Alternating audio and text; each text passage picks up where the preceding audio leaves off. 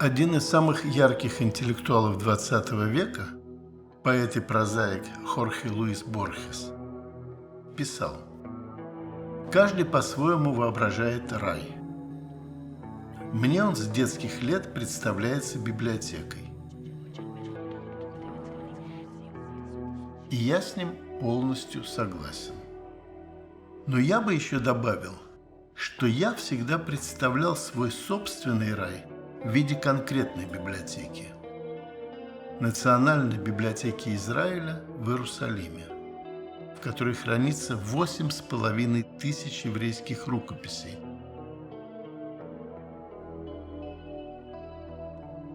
Эта коллекция живая. Она постоянно пополняется и растет. И сегодня она становится больше, больше и ценнее.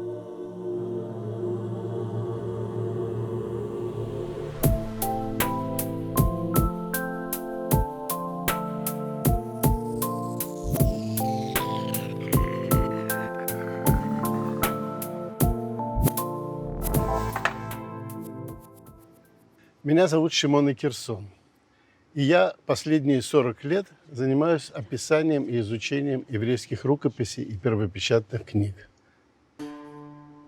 Говорить мы будем о рукописи как о физическом объекте, сохранившемся и живущем сегодня, несмотря на то, что создали его еврейские мастера в средние века, 1000 лет тому назад. То, что евреев называют народом книги, это вообще-то совсем непростое, не случайное и правильное определение. Еврейская средневековая цивилизация поразительна тем, что она была огромна.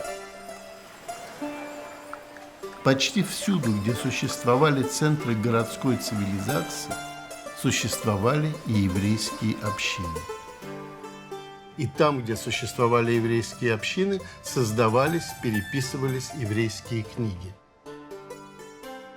Мы выделяем 5 основных геокультурных зон, в которых развивалась еврейская книжная культура. Это зона Востока, сефардов, ашкеназов, Италия и Византия. Ну и еще можно отдельно выделить как подзону зону развития еврейской книги в Йемене. Но прежде чем я покажу вам вот рукописи, которые представляют все эти культурные зоны, геокультурные зоны, я хотел бы определиться с самими понятиями.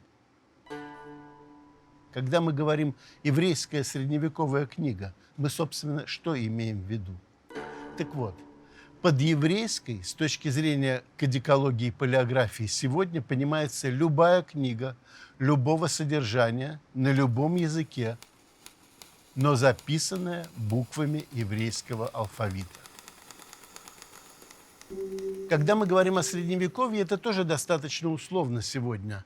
Мы этот период определяем с момента самых ранних датированных еврейских рукописей конца IX века нашей эры до 1540 года.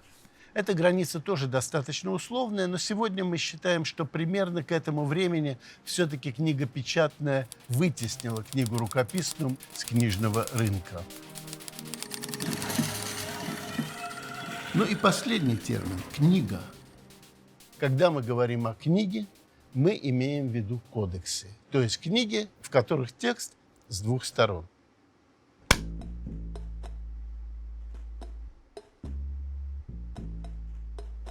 Первая рукопись, которую я вам показываю, была переписана в Алеппо на иудео-арабском языке. Это знаменитый трактат из Мишны Перкей Авот «Поучение отцов» с комментарием великого Рамбама. Посмотрите, какая чудесная книга.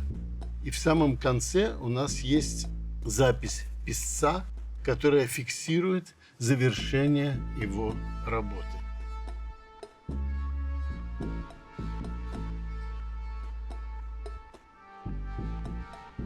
Это рукопись на бумаге.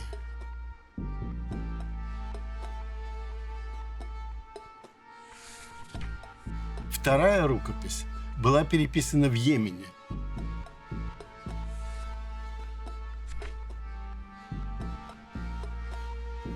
Это рукопись Библии.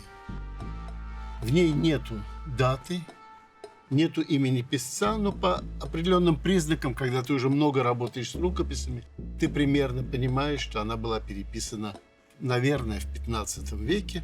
И это рукопись на восточной бумаге, о которой мы еще будем говорить в следующих сериях.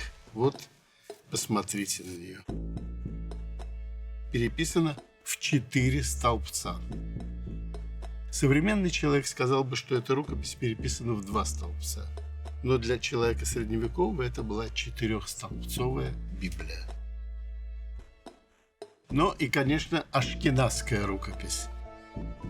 Совершенно замечательный молитвенник, очень богато декорированный. Вот знаменитая молитва «Алену лешабеах». Пока не обращайте внимания на зачеркнутые слова. Мы вернемся еще к этому тексту и поговорим об этом в других сериях. Обратите внимание лучше на птичку, какая она чудесная.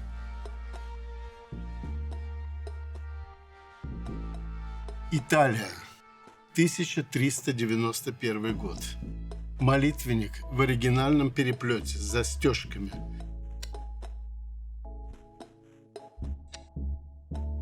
Молитвенники, как правило, еще и содержали пасхальную агаду.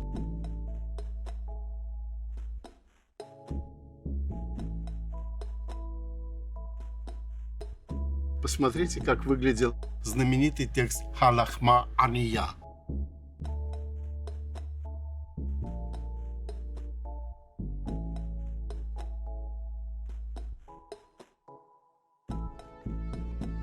Это очень интересная рукопись, мы к ней будем еще возвращаться, в ней много совсем непростых и пикантных вещей, о которых мы будем говорить. Обратите внимание, я закрываю застежки. Следующая рукопись приглашает нас с вами в средневековую Испанию. Библия – удивительно изящная рукопись, переписана она на пергамене. Давайте посмотрим первый ее лист.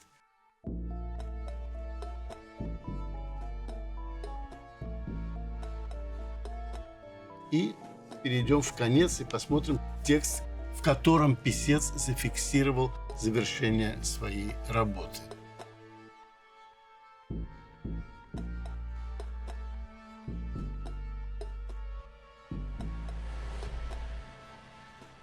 И вот рукопись, которая показывает последнюю геокультурную зону, это зону Византии. Она была переписана на острове Крит в Кандии. Галахическое сочинение, рукопись на бумаге.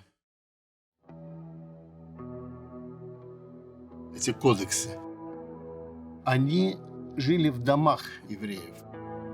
И это были не атрибуты религиозной службы, не атрибуты литургии. Это книги, которые евреи изучали. А вот книги, которые стали неотъемлемой частью еврейского богослужения, литургические, мы увидим в следующей серии.